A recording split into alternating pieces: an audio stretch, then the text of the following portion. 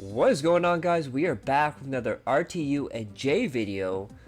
Last video, I thought it was done, at least for now. I didn't think I'd make a video this soon right after, but it seems like we have a new chapter in this hate love story. So Jay puts this out. DSP and I are going to do a stream together soon. I've always wanted to talk to him about gaming. It'll be a chill, relaxed stream. Two men talk about life and gaming. It'll be positive, and to be fucking honest, I'm sick of the negative bullshit. And of course, like a crazy ex-girlfriend, RTU has to butt in here. Hey Jay Hooft, I know you're interviewing Phil to gain a viewership and to show that you're about positivity, but how many times did you say on stream with me that you think he is an asshole? My audience remembers too. Someone just sent me this. Good luck out there, champ. Thanks for admitting you tried to extort me on the phone, by the way. So remember that ceasefire that they had? I guess the deal's off. And then Jay takes that quote and retweets it. One mention of DSP and look who shows up. This is embarrassing at this point. Clearly you didn't catch my sarcasm. Who came up with Fat Dracula? Couldn't help yourself, as usual. I am the cheese at the bottom. Hey Jay, did you know you have a 40-year-old stalker? And then RTU just can't let it go and starts fighting with his audience. We have Joey Calzone. I thought we were letting this go and moving on. What is this? About the 10th time now, LOL? Which RTU says, you think he's gonna have Phil on? I'm not gonna discuss it. This wasn't a fucking breakup. Get real, LOL. And then RTU quote tweets Jay when he talked about one mention of DSP and look who shows up. Didn't you admit to extorting me on the phone? Don't magically grow a moral compass for the public now, man. You're so disingenuous, laugh my ass off. Jesus Christ, have fun, man. And then we have Jay responds to that. Everyone knows exactly what I said. When Rich said he was fucking me over for payment, I said, this isn't gonna end well for you. In a very heated conversation. He literally apologized a day later and paid me. That's after the backlash though. That's when it came out publicly and then people bashed him and then he backtracked and tried to save his own ass. I never admitted to extorting him. I said it did get heated, and I said it wouldn't end well for him. He's clearly upset that I gave him a fucking terrible review as a boss. 2 out of 10, wouldn't recommend working for him. Then Tubby asks, when did this happen? Genuine question. Which RTU responds with, I was on the phone with him. He said that I had to stop what I was doing and call him if it was important enough. We then had a phone conversation, and he admitted that when he was pissed off at me, he did try to kind of extort me. He literally said those words. And we have Marco at the bottom. Where's the audio? All you do is get high now, which makes your content unwatchable. So I'm seeing this as bait to get more people to turn into you. Then we have Stephanie here. It's really killing you that Jay is talking to Phil. You're only mad because Jay is doing what you never could. Reach 1K members. Stream with DSP. Which RTU responds to that with, so him admitting on the phone he tried to extort me is respectful. Get lost. And we have a gif of a cat looking crazy, with Jay saying, Dicky has made it clear that he picks drama over taking any responsibility over this situation. At this point, it's beyond embarrassing. I feel bad for the people who watch us both. I'm not perfect. I'm doing my best on how to deal with the crazy ex-boyfriend online. At this point, I'll just have fun with it.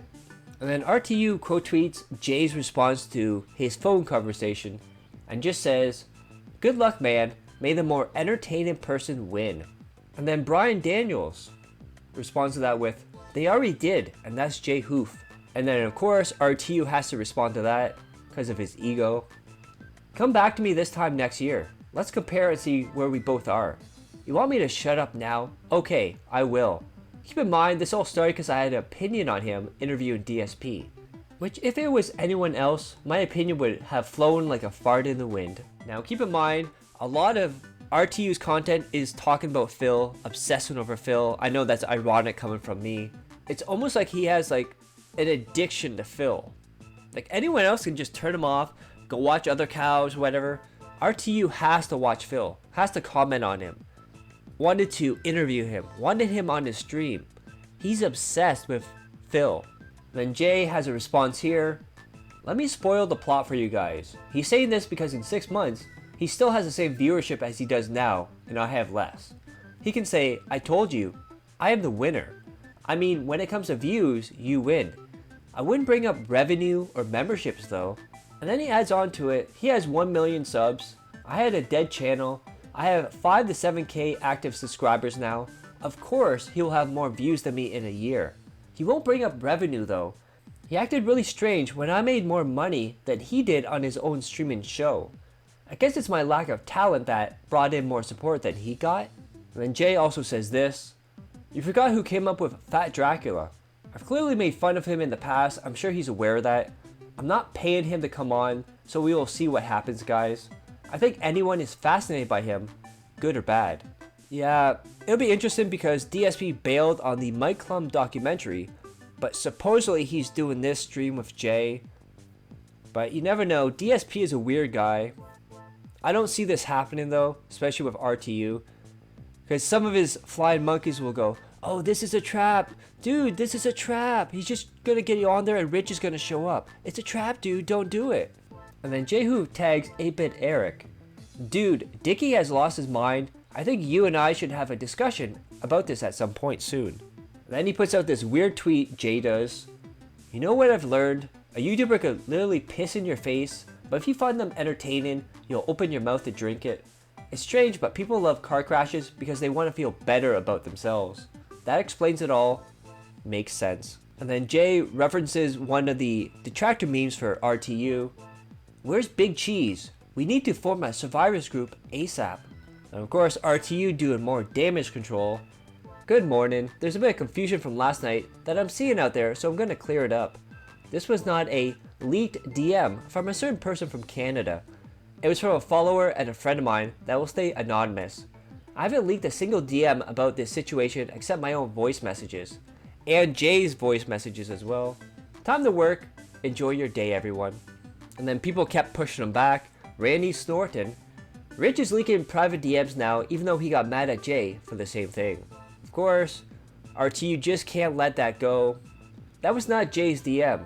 It was an anonymous message," laughed my ass off. Is that where all the bullshit came from? I don't leak DMs. Except when you get high on your show and leak DMs. Yeah, we have Isaiah at the bottom.